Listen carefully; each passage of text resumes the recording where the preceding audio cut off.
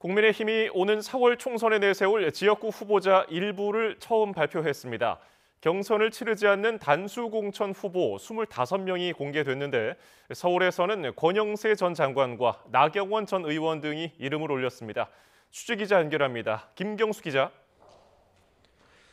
네, 국회입니다. 국민의힘이 어제 서울과 광주, 제주 지역구 후보자 면접 심사를 했고 오늘 일부 공천 결과가 나왔죠?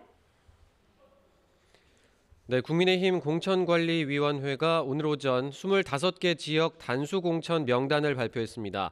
서울 19곳, 광주 5곳, 제주 1곳입니다. 지난 총선에서 보수 진영이 참패했던 서울의 경우 용산구의 권영세 전 통일부 장관, 동작을의 나경원 전 의원이 공천됐습니다. 서초갑과 송파을은 해당 지역구 현역인 조은희, 배현진 의원이 각각 재선에 도전하게 됐습니다. 광진을에는 오신환 전 의원, 동대문을에는 김경진 전 의원이, 서대문갑에는 최근 지역구를 옮긴 이용호 의원이 각각 공천됐습니다.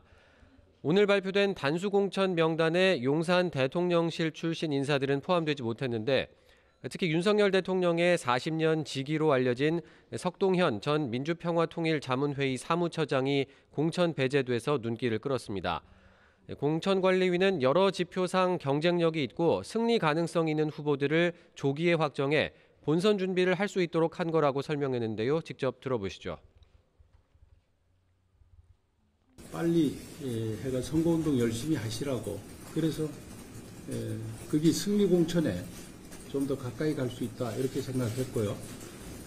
나중에 이 수치라든가 이런 게 명확하게 나왔기 때문에.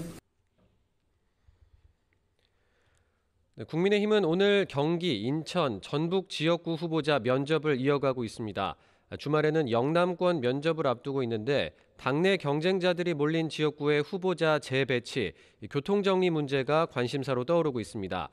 이와 관련해 장동혁 사무총장은 후보자들의 의사가 중요하다면서 인위적인 강제 재배치는 하지 않겠다고 설명했습니다. 이번에는 민주당 소식도 알아보겠습니다. 경선 없이 곧바로 후보자를 지정하는 전략공천 결과가 조만간 발표될 가능성이 있다고요? 네, 현역 의원 불출마 등의 사유로 민주당이 전략지역으로 지정한 지역구는 모두 18곳인데요. 이 가운데 일부 지역의 전략공천 대상자가 이르면 내일 민주당 전략공천관리위원회 회의 뒤에 발표될 가능성이 있습니다. 서울 중성동갑에 공천을 신청한 임종석 전 청와대 비서실장의 경선 여부도 전략공관위가 논의하는데 다만 곧바로 결론이 나진 않을 것으로 보입니다. 임 전 실장의 거취 문제에 따라 이른바 친명, 친문 갈등에 불이 붙을 수 있는 만큼 숙고할 가능성이 큽니다. 민주당은 내일 오전 3차 공천심사 결과를 발표하는데 경선 결정 지역들이 추가로 공개될 예정입니다. 이런 가운데 경선 과정에서 최대 30%까지 감점을 줘서 사실상 컷오프, 즉 공천 배제로 여겨지는 현역 의원 평가 하위 20% 대상자 통보는 이르면 이번 주말에 이루어질 것으로 보입니다. 다음 주 월요일부터 시작되는 경선을 앞두고 대상자에게 감점 사실을 미리 알려주는 겁니다.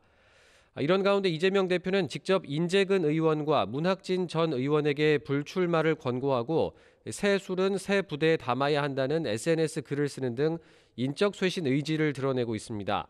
당사자 반발과 함께 일각에선 비명계에 공천 불이익을 주기 전에 사전 작업이 아니냐는 해석도 나오고 있지만 이 대표는 오늘 회의에서도 공천 물갈이에 힘을 싣는 발언을 이어갔습니다.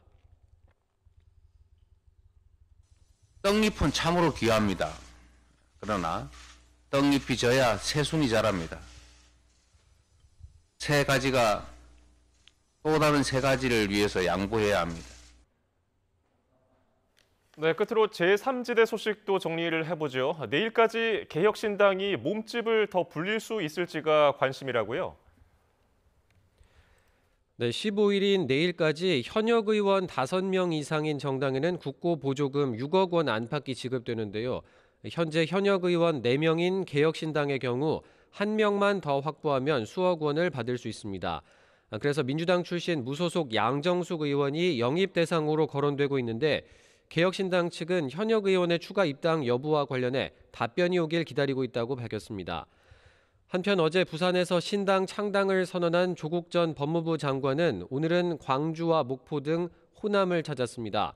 민주당이 선거연합에 선을 그은 만큼 이른바 조국 신당은 4년 전 민주당의 자매정당으로 창당했다가 나중에 흡수된 열린민주당의 전철을 밟을 거란 전망도 나오고 있습니다.